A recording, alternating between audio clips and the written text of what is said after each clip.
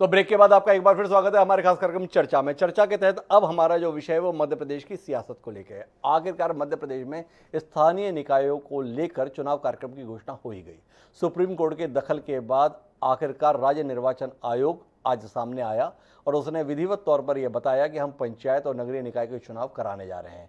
बारिश का मौसम नज़दीक है, इसलिए पहले पंचायत के चुनाव कराए जाएंगे और उसके बाद फिर नगरीय निकाय के चुनाव कराए जाएंगे।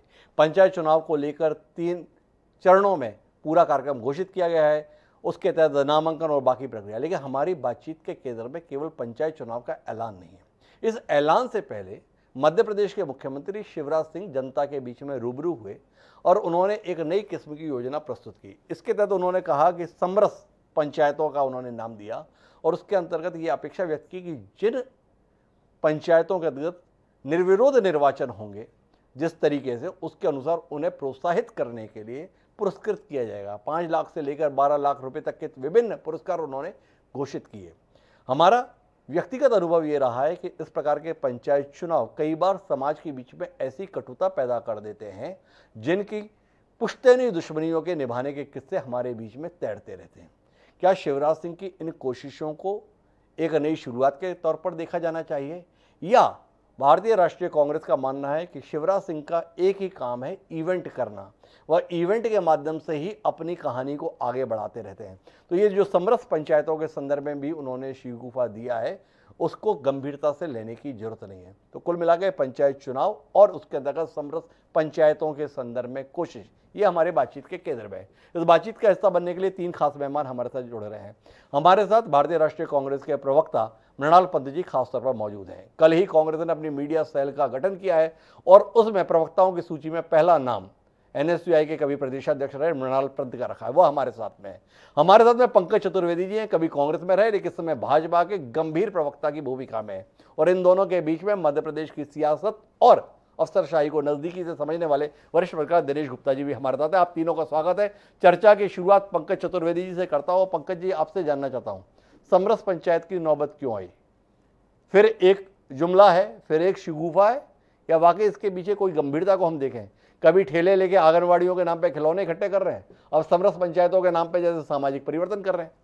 18 साल सीएम रहने के बाद में अब समझ में आया समरस पंचायतें होनी चाहिए। सवाल है।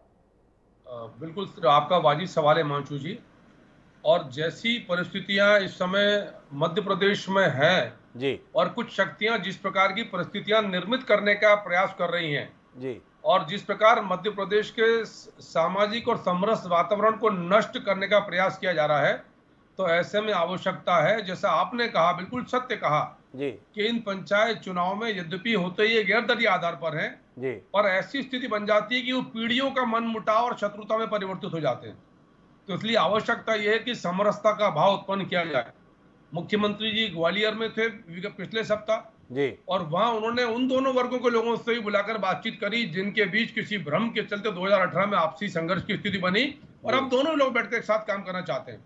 तो एक और वो शक्तियां हिमांशु जी जो समाज को बांटना चाहती हैं, तोड़ना चाहती हैं, आपस में लड़ाना चाहती हैं, समरसता और सौहार्द को नष्ट करना चाहती हैं जी, और दूसरी ओर भारतीय जनता पार्टी की सरकार और संगठन है जो किसी भी मूल्य पर समरसता को स्थापित और निर्धारित करना चाहता है। और इसीलिए मुख्यमंत्री जी ने तय किया कि जिन पंचायतों में पंच सरपंच निर्विरोध चुने जाएंगे वो समरस पंचायत होगी, जहां निर्वाचन महिलाओं का होगा वो समरस पंचायत होगी, जहां महिलाएं निर्विरोध चुनी जाएंगी वो समरस पंचायत होगी।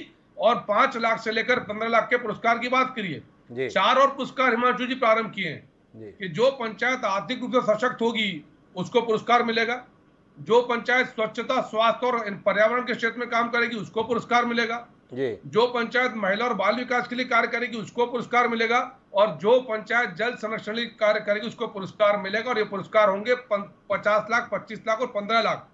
और इनके सब इन पुरस्कारों में, इन समरसता में केंद्र सरकार की, राज्य सरकार की उन तमाम योजनाओं का समावेश किया गया है जो इन पंचायतों से प्रत्यक्ष अप्रत्यक्ष सम्मिलित है।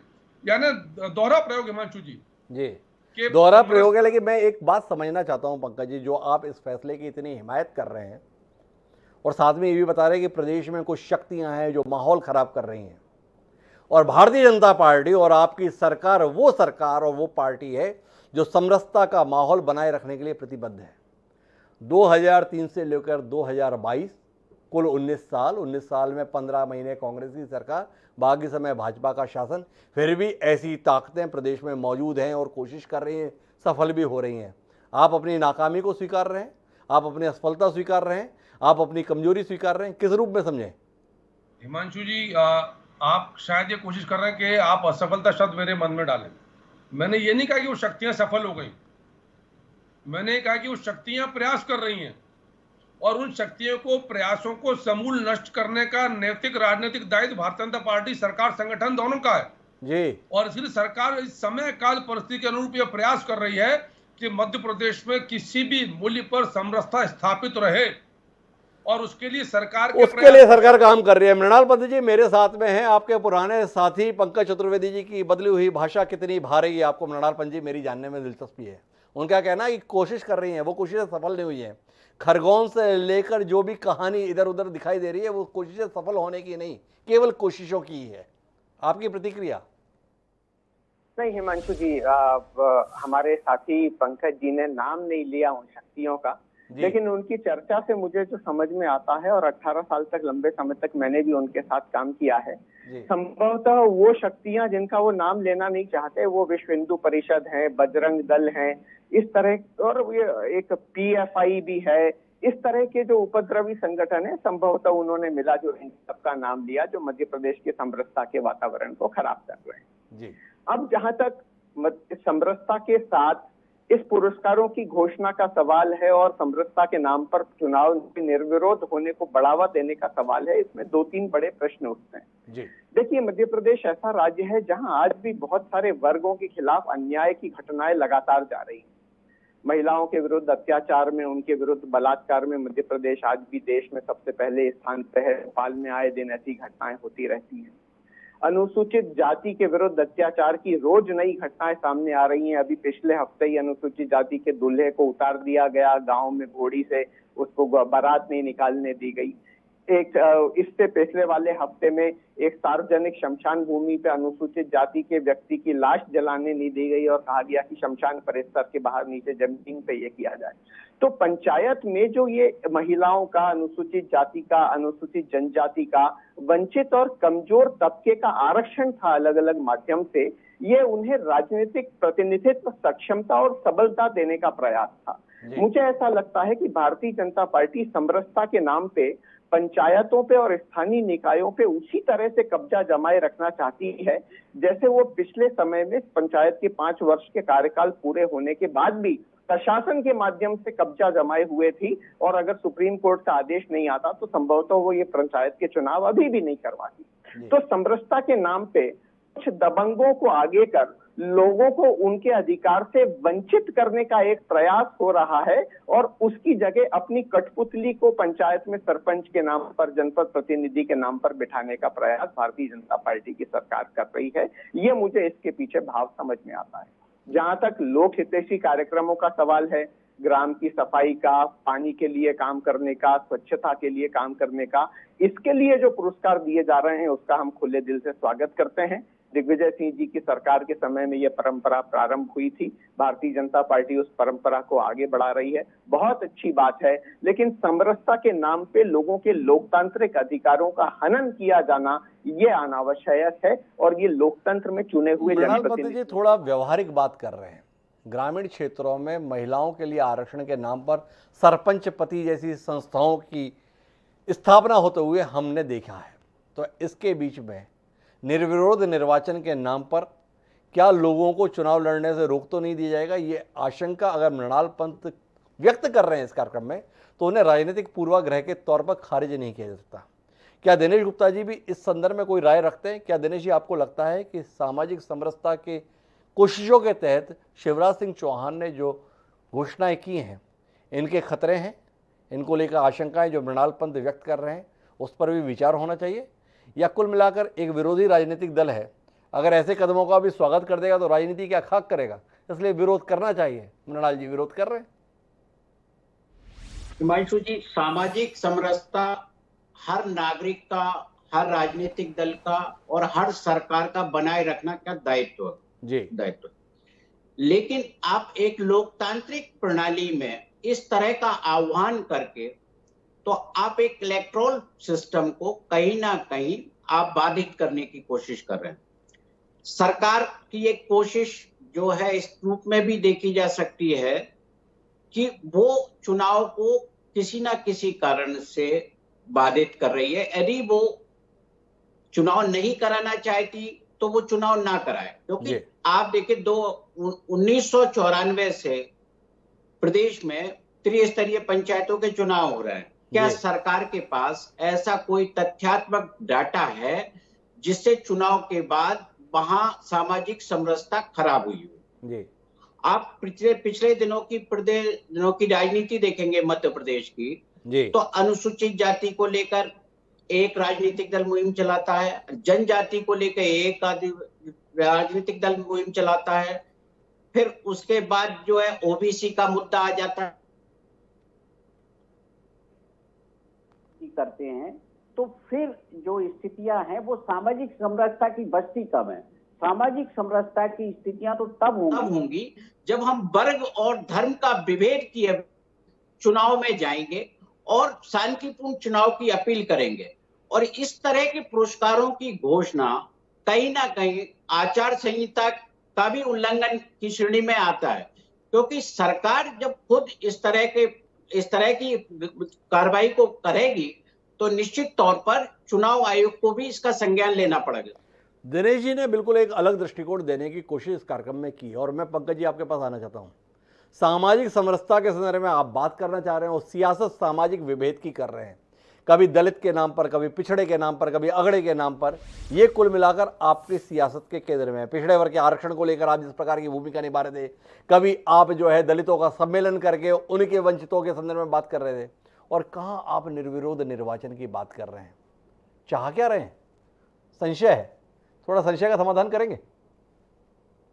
हाँ, चाहता हूँ यदि आपका कैमरा मेरे मोबाइल को जूम कर सके जी। ये हमारे मित्र बहुत दलित प्रेम की बात कर रहे थे, बहुत आरोप लगा रहे थे। ये कांग्रेस पार्टी के मध्य प्रदेश के राज्य मीडिया समन्वयक हैं, जिनकी कल श्रीमान कमलनाथ जी ने नियुक्ति करी है जी। और ये पुलिस एफआईआर की कॉपी है जिसमें सज्जन गिरफ्तार हुए, जेल भी गए। हमारे मंडाल जी के बॉस बने हैं कल ही वो जी। उन्होंने बाबा साहब अम्बेडकर की प्रतिमा का अपमान किया जी, गिरफ्तारी हुई, जेल गए, प्रकरण पंजीबद्ध है जी। और यहाँ हमारे मित्र आरक्षण को लेकर छाती पीट रहे हैं। भारतीय जनता पार्टी कथित तौर पर दलित अत्याचार करती है जी। जो बाबा साहब का अपमान करे, उनकी प्रतिमा का अपमान करे, आरक्षण का विरोध करे, बाबा साहब की संविधान की भाव भावना का अपमान करे, वो इनका स्टेट मीडिया कोऑर्डिनेटर हो सकता है जी। इसका उत्तर देगी कांग्रेस पार्टी। राहुल गांधी जी, कमलनाथ जी उत्तर देंगे कि जिसने बाबा साहब अम्बेडकर की प्रतिमा का अपमान किया, प्रतिमा पर कालिक पोती, जिसका प्रकरण पंजीबद्ध, गिरफ्तार हुआ, जेल हुआ, वो कांग्रेस पार्टी का पदाधिकारी, कमलनाथ जी का खास आदमी। पहले इसका उत्तर देते हैं, बाकी विषय पर बात। लेकिन मेरा आपसे सवाल है पंकज जी, ये कैसी आप सरकार चला रहे हैं जिसके तहत कोई बी आर अम्बेडकर की प्रतिमा के साथ में ये खिलवाड़ कर देता है? आज नेहरू जी की पुण्यतिथि है और हमें पता चलता है कि सतना में आपकी मजबूत सरकार के रहते हुए भी नेहरू जी की प्रतिमा के साथ में जिस प्रकार की हरकत की गई, तो आप पर भी तो सवाल है। आपके राज्य में उम्मीद है कि सुशासन होगा, आपकी उम्मीद में होगा कि अपराधियों में खौफ होगा, आपके शासन में तो बताया गया है कि अपराधियों को उल्टा गाड़ दिया जाएगा। ये सब के बावजूद भी ये हो क्या रहा है? इसमें कुछ शर्मिंदगी आपको भी है कि आप सरकार में हैं और हरकतें कैसी हो रही है प्रदेश में? जी, शर्मिंदगी नहीं, गर्व है कि मध्य प्रदेश में 2 साल में बुलडोजर मामा के अभियान ने मध्य प्रदेश में हर प्रकार के माफिया को ध्वस्त किया है जी। 18,000 करोड़ की 21,000 एकड़ जो भूमि है वो मुक्त कराई गई है जी। और कांग्रेस ने समरसता बिगाड़ने के लिए खरगोन के विषय में, गुना के शिकारियों के विषय में उसको, अपराध को धर्म के आधार पर बांटा। और हम जिस समरसता की बात कर रहे हैं वो व्यापक और व्यक्तिगत दोनों प्रकार की समरसता है और पंचायत के चुनाव में व्यक्तिगत समरसता ज्यादा प्रभावित होती है, व्यापक समरसता भी प्रभावित होती है। और आपने भी स्वीकार किया, सत्य है। और ढेरों प्रकरण मिल जाते हैं कि जहां आपसी संघर्ष, द्वंद्व, अपराधी प्रकरण, मारपीट, हत्या के प्रयास, तमाम प्रकार के अपराध घटित होते हैं। और यदि इन अपराधों को रोकने के लिए यदि प्रोत्साहन की बात सरकार कर रही है तो सहर्ष उसका स्वागत होना चाहिए और स्वैच्छिक है। क्या निर्दलीय, क्या निर्विरोध निर्वाचन इस लोकतांत्रिक प्रक्रिया में क्या प्रतिबंधित है? क्या जी किसने प्रतिबंधित किया? यदि प्रतिबंधित होता तो उस पर संविधान बैन लगा देता कि निर्विरोध निर्वाचन प्रतिबंधित हो। हम आह्वान कर रहे हैं। पंकज जी, जो मृणाल जी की तरफ से सवाल था, जिसे दिनेश गुप्ता जी ने भी एक्नॉलेज किया वो ये था कि पहले ही गांव स्तर पर निर्वाचन दबंगों की दबंगाई से परे रखकर कराना एक चुनौती होती है। क्या आपका ये वाला तरीका दबंगों को हावी होने का अवसर तो उपलब्ध नहीं करा देगा, ये एक आशंका व्यक्त की जा रही है। क्या आप इस संदर्भ में कुछ कहना चाहेंगे कि लोग लड़ना चाहें और लोग लड़ने ना दें, इसको रोकने के संदर्भ में कैसे करेंगे? देखिए हिमांशु जी, लोकतंत्र में चुनाव लड़ना सबका अधिकार है जी और भारतीय जनता पार्टी में सरकार ये सुनिश्चित करती है हमेशा जी कि किसी भी प्रकार के छोटे चुनाव में बड़े चुनाव में किसी भी व्यक्ति को उसके चुनाव लड़ने के लोकतांत्रिक अधिकार से और मतदान करने के लोकतांत्रिक अधिकार से वंचित ना किया जाए और जी। ना वंचित किया जाएगा। बस जी। मेरा आपसे करबद्ध आग्रह है कि मैंने एक एफआईआर की कॉपी दिखाई थी, जी उसका जरा उत्तर हिमांशु जी मिल जाता तो बड़ी कृपा होती आपकी। मृणाल जी के पास जाऊंगा तो उत्तर ले लूंगा। बस आपसे केवल एक सवाल और करना चाहता हूं कि क्या आपकी ऐसी ईमानदार कोशिश पंचायतों तक सीमित रहेगी? देखिए, हम उम्मीद करें कि आपकी ये कोशिश नगरीय निकाय के संदर्भ में, विधानसभा के संदर्भ में और संसद के संदर्भ में भी परवान चढ़ेगी। क्या ऐसी कोई इनामी योजना की भविष्य के संदर्भ में हम उम्मीद कर सकते हैं पंकज जी? हिमांशु जी, मैंने आपसे कहा था कि समय काल परिस्थिति के हिसाब से प्रयोग किए जाते हैं जी और ग्रामीण सरकार के स्तर पर जहां बहुत छोटा चुनाव है, बहुत कम पॉकेट ऑफ वोटर्स यानी कम मतदाताओं का समूह है, कम क्षेत्रफल है, उन छोटी निर्वाचित संस्थाओं में प्रयोग किया जा रहा जी। है और इस प्रयोग के आशातीत सफल परिणाम आएंगे, इसको लेकर भी हम निश्चिंत हैं और उन परिणामों को विश्लेषण के बाद तय करेंगे कि इस प्रकार के प्रयोगों को कितनी व्यापकता, कितना विराट और विशाल स्वरूप दिया जाए, कितना विराट स्वरूप दिया जाए। लेकिन पंकज जी का मानना है कि एक ईमानदार कोशिश है, इस कोशिश की सराहना होनी चाहिए और उसके संदर्भ में सकारात्मक भाव रखना चाहिए। मृणाल जी, आपको लेकर इनकी जिज्ञासा थी, आपके साथी के संदर्भ में उस जिज्ञासा का समाधान कर दें। पंकज जी बहुत व्यथित हैं आपके साथी की कारगुजारी को लेकर। एक तो उस पर आपकी टिप्पणी अपेक्षित है पंकज जी के कारण से, और दूसरा जानना यह है कि कुल मिलाकर एक प्रयास है, एक कोशिश है। अगर गांव के माहौल को ठीक रखते हुए निर्विरोध निर्वाचन की प्रक्रिया अस्तित्व में आती है, लोग एक राय होकर अगर किसी व्यक्ति के संदर्भ में सहमति व्यक्त करते हैं तो उसको लेकर आशंका क्यों, उसको लेकर असहमति क्यों? ये सहज सवाल है, कुछ कहेंगे? ठीक, तो हमारे देश में एफआईआर कैसे होती है और एफआईआर कैसे नहीं होती, ये हम सब जानते हैं। आज ही का प्रसंग है आर्यन खान पे, जिसे 22 दिन के लिए जेल भेज दिया गया। आज जेल जाने के बाद एनसीबी ने कहा है कि उनके पास जेल भेजने के लिए कोई सबूत नहीं थे। ऐसा ही प्रकरण अभय दुबे जी का है। घटना में उनकी संलिप्तता न पहले कभी साबित हुई है, न कभी आगे साबित होने वाली है। इतने वर्ष बीत गए, अगर कोई वास्तविकता होती, भारतीय जनता पार्टी की सरकार, आप जिक्र कर रहे थे 18 साल रही, लंबी घटना के बाद अगर कार्रवाई हो जाती, गिरफ्तारी हो जाती और अगर कोई प्रमाण होते तो उन पर जेल भी हो सकती थी, न्यायिक प्रक्रिया भी हो सकती थी। स्पष्ट रूप से झूठे प्रकरण दर्ज करना भारतीय जनता पार्टी को महारत आते है। एक 10 साल पुराने प्रकरण में उज्जैन में श्री दिग्विजय सिंह जी पर झूठा प्रकरण दर्ज कर दिया गया और कई सारी पीड़ित महिलाएं मुख्यमंत्री निवास के सामने 3 दिन तक रेप का प्रकरण दर्ज करवाने के लिए धरना देती रहीं, तो भी शिवराज सिंह जी की सरकार ने प्रकरण दर्ज नहीं किया। और वो चर्चित प्रसंग हमें याद है जब पिछली सरकार में 5 दिन तक एक बालिका को एक थाने से दूसरे थाने, और जिसे मध्य प्रदेश की निर्भया का नाम दिया गया, 5 दिन तक महत्वपूर्ण प्रकरण में एफआईआर दर्ज नहीं हुई। तो इस सरकार का एफआईआर दर्ज करने और ना करने के लिए कैसा इतिहास है, ये हम सब जानते हैं। जी। रही बात डॉक्टर बाबा साहब अम्बेडकर के प्रति सम्मान की, तो मैं हमारे साथी को याद दिलाना चाहूंगा कि भारतीय जनता पार्टी द्वारा डॉक्टर अंबेडकर द्वारा रचित संविधान को 1950 के दौर में यह कहते हुए खारिज कर दिया गया था कि एक दलित द्वारा लिखे गए संविधान को हिंदुस्तान की जनता स्वीकार नहीं करेगी, और आरएसएस के निर्देश पर पूरे देश में बाबा साहब अम्बेडकर के द्वारा लिखे गए संविधान की होली जलाई गई थी। चौराहे चौराहे पर उसका विरोध किया गया था और आरएसएस के मुखपत्र ऑब्जर्वर ने स्पष्ट तौर पे दिया था कि ये हिंदुस्तान को पीछे ले जाने वाला संविधान है, इसकी जगह मनुस्मृति हिंदुस्तान का संविधान होना चाहिए। ये भाव भारतीय जनता पार्टी के आरएसएस के हिंदुस्तान के संविधान के प्रति और उसके रचयिता डॉक्टर अंबेडकर के प्रति रहे। तीसरी बात जो आपका सवाल था समरसता के सवाल, ये बात ऐसे व्यक्ति के मुंह से हिमांशु जी अच्छी लगती है जो वर्गों को उनका अधिकार देने की बात करे।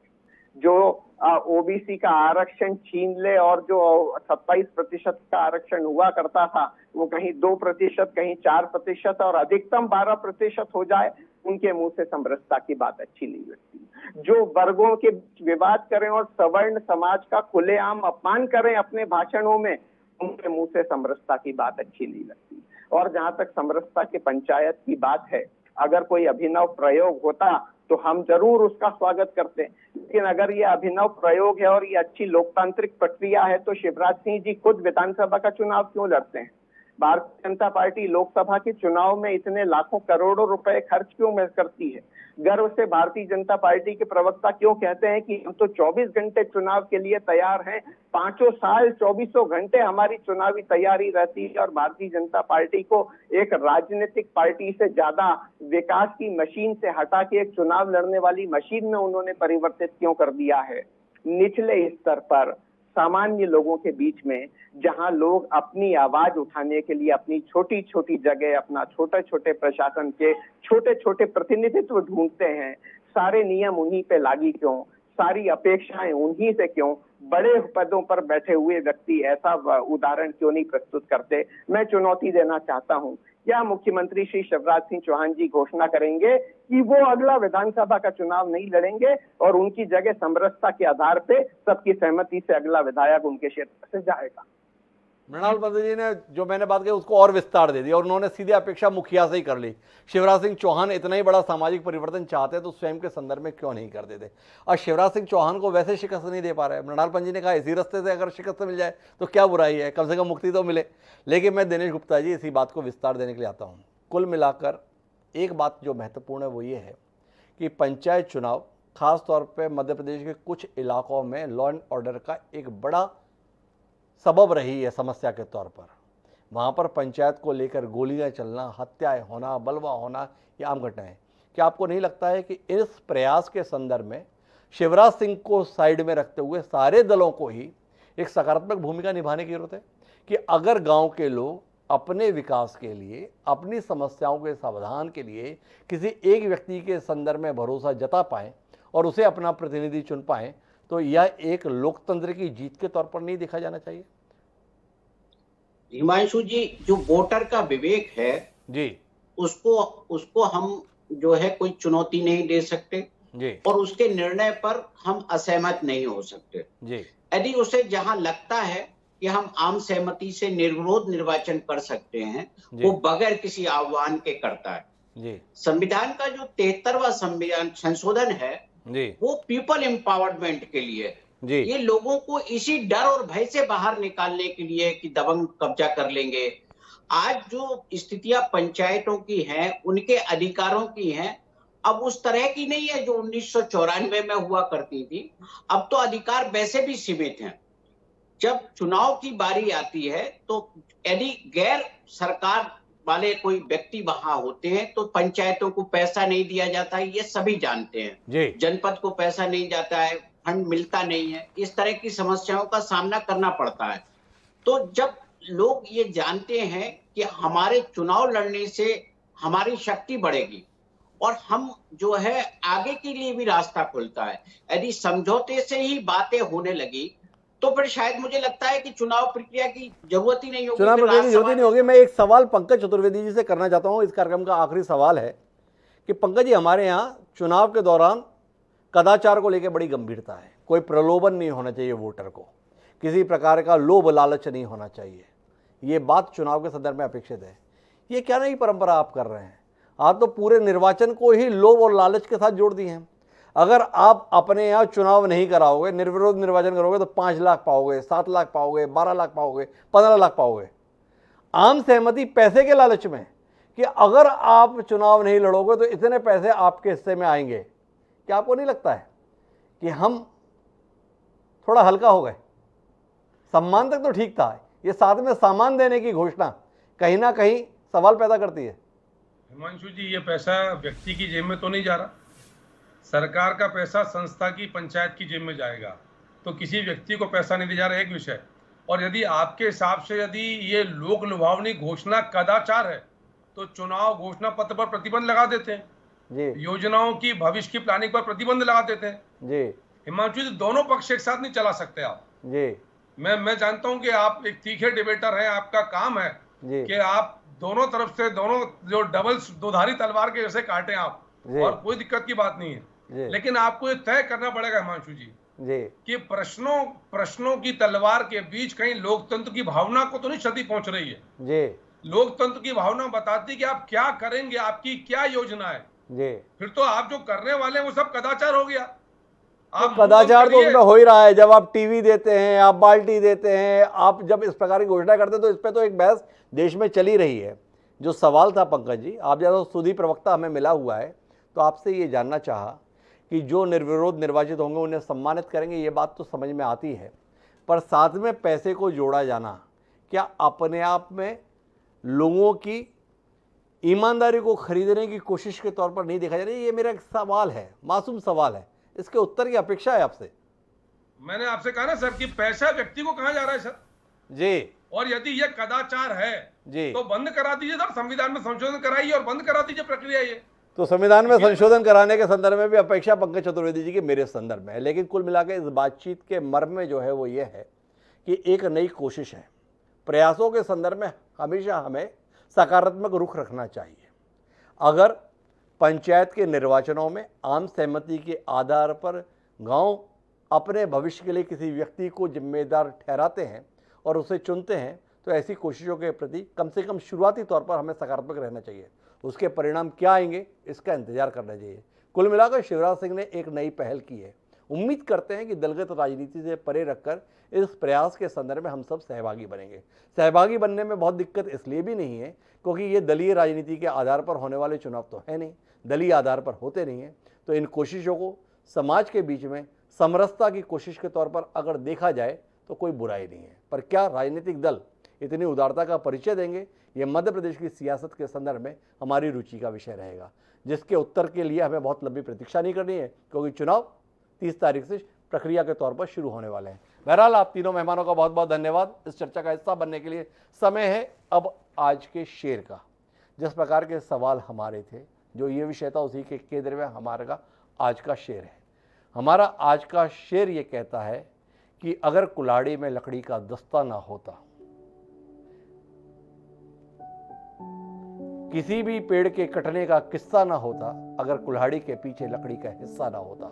कुल मिलाकर ये शेर वर्तमान सियासत पर मुफीद बैठता है। उम्मीद करते हैं पंचायत चुनाव के संदर्भ में ऐसा कुछ देखने को हमें नहीं मिलेगा, किसी कुल्हाड़ी में लकड़ी का दस्ता नहीं दिखेगा। बहरहाल अब आज के लिए इतना ही। कल फिर मिलेंगे नए विषय के साथ। मुझे दीजिए इजाज़त। सदा प्रणाम।